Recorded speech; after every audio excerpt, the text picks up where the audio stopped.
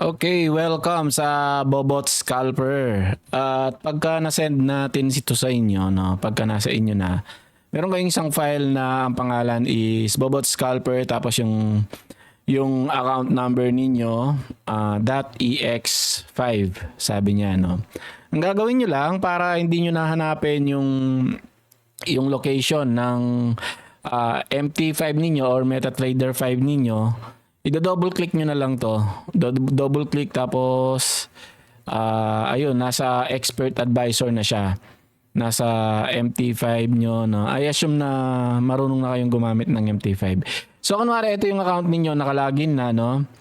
Siguro gagawa rin akong pang beginner na na MT5 sa mga hindi pa nakakaalam, no. Then kunwari, syempre pagkabukas ninyo, nandito yan. Hanapin nyo lang yung expert advisors. Pagka nakita nyo na, click nyo lang itong Bobot Scalper. Tapos ang gagawin niyo right click at attach to chart. I-attach natin yan sa chart. Ngayon, ito yung configuration na paki-take note ito. Ito kasi by default nakalagay siya na initial stop loss na price unit is 0.5. Masyadong mababa to. Mahit talaga tong SL niya. Ito yung pinaka SL niya. So ako, since manual din akong nag-i-stop loss naman, no. Hindi ko siya nilalagyan talaga ng stop loss. Ang gagawin ko dito is yung all liquidity ko, kung magkano yung laman ng account, kunwari 200, no, is ilalagay is yung 200. Nako-control ko naman yan sa cellphone ko, no. Kapag nakikita kong medyo alanganin na, pwede ko naman isara. Pwede pa ring i-manual sa cellphone niyo, pero ito automated na kasi. Gagawa siya ng mga, ayan, yung mga TP, no. Sa ngayon, yung pinaka-maximum TP niya is $10. Naka-in price na yan. $10, tapos may trailing yan. Pagka hindi niya na-hit yung $10 or nasa $7 na siya, no, mag-i-start na yung trailing niya. Pagka umakyat siya ng $7 tapos bumaba ulit, pagka sa $7 siya, na-hit yung $3 dahil bumaba, no, i-ano na niya, i-ESL na niya. So may profit ka pa rin. Okay, trailing yan. And then, ang ginagawa ko dito is yung volume per order is 1 lang. 1, tapos, yan, no, naka 1 lang tayo dito. And then, yung MAC time frame natin, yung iba wag nyo nang galawin. No, wag nyo na munang galawin. Yung time frame na ginagamit ko is 1 minute. 1 minute, tapos, use confirmations. So, para hindi siya basta bira ng bira, nagsasend ng mga ng orders, lagay nyo to true.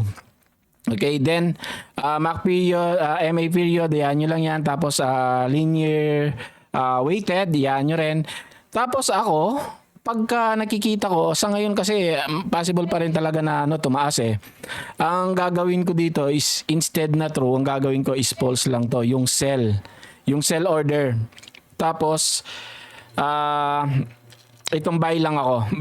Pagka nakita ko ng pababa, ako pa rin yung magche-check or kayo pa rin yung magche-check kung yung trend natin is pababa or pataas. So pagka pababa yan, either iranin yung pareho or yung sell lang. No? Pagka malakas talaga yung sell lang talaga. Okay, slippage, wag nyo nang palitan yung 5. Tapos to, wala rin tong magic number. Ano lang yan, para sa ordering. Maximum equity drawdown, ito naman ay protection sa equity ninyo, no. Kunwari 50% yan. Kunwari 50% na lang yung equity ninyo, lahat ay isasara ng EA. So nasa inyo kung gusto ninyong 100%, talagang ubusan ng lahi dito, ubusan ng liquidity, pwede ninyong iset ng 100% or 25%, no. Pagka nakita niya yung order ninyo ay lumampas na sa equity na 50%, isasara niya lahat yan. So minimum equity per slot. Ito namang slot na to, ang ginagawa ko diyan is kunwari yung yung capital mo is 200, no. Ang gagawin ko diyan is 150. Meaning sa 200 mo na yon, isang slot lang na 0.01 yung mabubuksan niya. Depende sa iyo kung ano yung gagawin mong dito, no. Pwedeng isang 0.02, isang 0.05, no. Ito yung volume per order. So ito slot, ang gagawin ko dito is 150. So sa ngayon kung 200 yung isa lang yung mabubuksan niya. Bakit ko ginawang 150?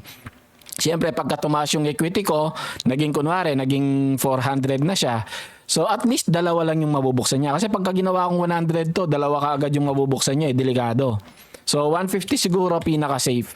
Okay? Tapos unused logic, wag niyo nang wag niyo nang galawin tong false na to. Okay niyo lang pagka in-okay niyo 'yan at naka-attach na siya. Ano pa siya, naka-gray pa dito. Ang gagawin niyo lang is i-click niyo yung algo trading. Ito, algo trading. Ayan, nasa taas, no? Nakikita niyo naman yung mouse ko, no? Click niyo lang tong algo trading. Then, boom. Maghihintay na ng signal yan. Okay, remember, dapat nasa ano tayo? Nasa 1 minute tayo, no? Kasi dito nakalita 1H1, no? Lagay nyo lang sa 1 minute. Ayan yung 1 minute natin. Auto-adjust dyan. Ayan, naka 1 minute na tayo ngayon. Balikan natin yung 1 hour kasi parang nag-auto-trading siya doon, no? 1 hour. Oh, hindi naman. Okay.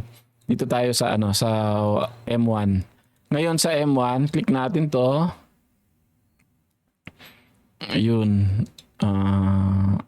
Wait lang. Ba't ayaw gumana? In-okay ko na ba kanina? Okay na to, di ba? Okay, tapos, ayun, allow. Allow nyo muna pala to. Di ba naka-input tayo kanina dito, na-set natin, no? Kaya lang, hindi ko inallow. Balik lang kayo dito sa common. Ito. I-allow nyo. Allow algo trading, tapos allow modification of signal settings.